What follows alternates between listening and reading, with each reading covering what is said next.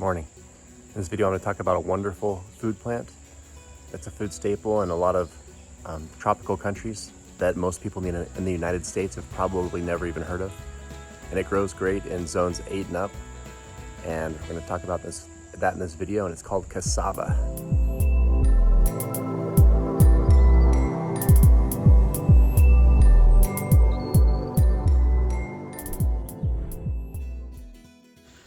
So cassava is a beautiful plant. Here's a few photos. I'll show you my plants in just a moment.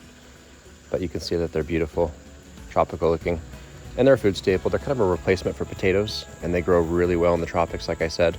And you can buy these cuttings online from pretty much anyone. This is what the cuttings look like when you first get them in the mail. All right, so this is what my cassava looks like. I put these cages around them because my dog likes to nibble on them. And I have no idea if they're bad for dogs to nibble on, so I just put this on there. I know normally you want to cook them. Even the leaves have small amounts of chemicals that aren't necessarily good for you, but when you cook them, it breaks down that molecule so that it doesn't harm humans. So that's what cassava leaves look like. It's a pretty beautiful plant, and there's a few different varieties. And I noticed online that some have red stems, and I thought the red stems were beautiful, and I just ordered a bunch of cuttings. And amazingly, the cuttings were a bunch of different varieties. So this is one of the varieties I got. If you look at the bottom, you can see the cutting, the residual cutting. And I planted these ones vertically. I tried some horizontally, like, flat, and those ones didn't survive. So I don't know if it was my soil or my conditions or human error, but every single one of the ones I planted vertically succeeded in growing, and every single one that I planted horizontally did not grow. So forgive me if you're offended by this, because I know some people have had success with horizontal planting, but I have not. Vertical planting seemed to work great for me. So there's my biggest cassava plant. This has beautiful leaves. If you want a tropical looking plant in your yard, great thing. Like if you're a permaculture person that just lives in a tropical or subtropical area, zone 8, zone 9. For example, I live in Arizona. I love the look of tropical plants, and these seem to thrive. There's a more recent cutting I just put in the ground. This one's tiny, but it has the red stems, and I think it's getting a little bit of transplant shock. I put this one in a really wet spot in my garden. It's right next to water chestnuts, so this spot gets a lot of extra water. And this plant is very drought tolerant, so I wasn't sure how it would do here. But I have sweet potatoes. As you can see, these leaves next to it are sweet potatoes, and ghost pumpkins right next to it. But look real close and you'll see how red the stems are. Just beautiful. And this is another cutting that I just planted. This was planted at the same time as the one you just saw a moment ago that had the yellowing leaves. So something about the spot is really beneficial for this cassava.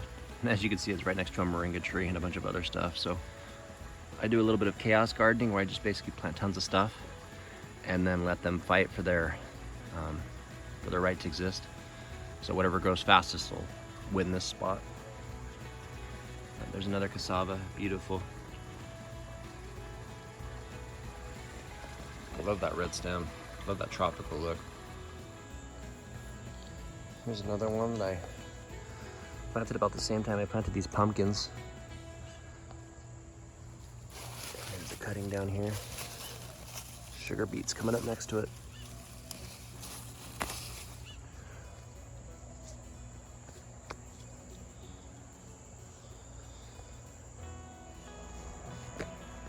Here's another one I put. This is like a little composting area where I put a lot of garden scraps and things, pieces of wood and whatnot. So there wasn't much growing back here, and then I just started sticking random stuff here. I have seeds just volunteering back here from half decomposed. I think those might be cucumbers or honeydew. I'm not really sure. But there's another one, green stem variety.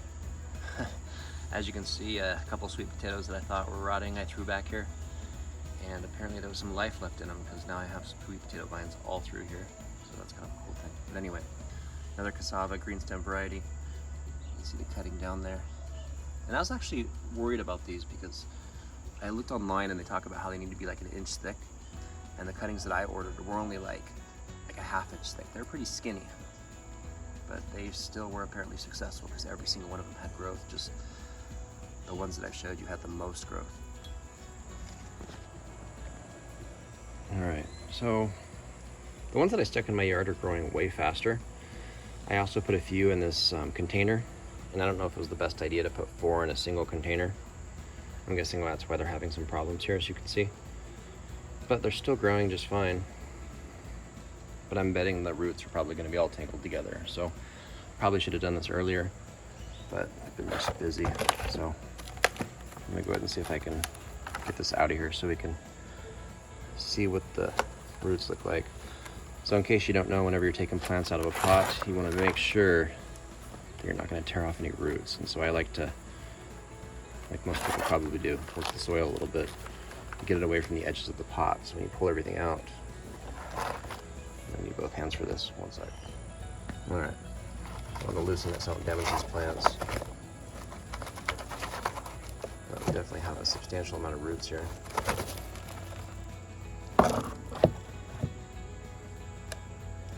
So hopefully I'll be able to tease these guys apart.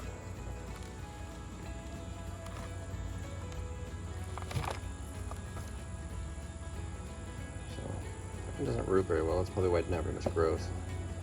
But as you can see, this one did pretty well. I don't want to break up this root ball too much. I'm going to leave that intact so I can stick that whole thing in the ground.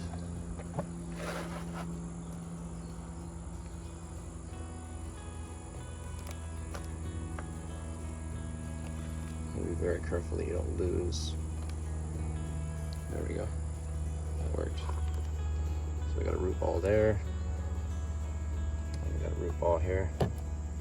So I'll just take that whole chunk of dirt and stick the entire thing in the ground. You don't want to disturb the roots too much. A reason why that most people don't realize is the roots will actually form a symbiotic relationship with certain types of bacteria and fungi. And you want to keep that association intact when you put them in the soil. That's what allowed them to be so successful, and that allows you to avoid transplant shock. That's the key factor that most people don't realize, because the surface area of these networks of fungi will be many hundreds of times more surface area than the roots that the plant's capable of producing. So you're able to pull far more water. I would guess that 95% of a lot of plants are coming from that fungal network where the plant exchanges sugar for water and nutrients with fungi. So very important association to have, and hopefully I didn't damage that too much. And so one way to avoid any issues is to put plants in a slightly shaded spot that they can emerge from once they get that situation corrected. So I might plant that next to a low-lying plant, like one of my pumpkin plants, so it's partially shaded for now, but when it blasts forward with new growth, it'll easily grow taller than the pumpkin plant and be able to take as much sun as it wants. So that's the basic way to grow these cuttings. Sorry I didn't show you from the beginning. You literally just get these sticks in the mail. I did something that was slightly different though. I let them sit on my counter for a couple days just to dry, and then I put them in a plastic bag with a slightly dampened paper towel, and then I put them in my garage, which was during the spring, so you know, it's average 85-degree temperature in the garage, and I let them sit there for a couple days, and literally within 24 hours I started seeing white spots that are just like calluses forming, and then by 2 days those calluses were turning into roots, and that's when I took them out of the garage and just started sticking them all over my yard, and then stuck those 4 into this pot, etc. So extremely easy to propagate vertically cassava plants. Hope this helps you to grow cassava if you're interested.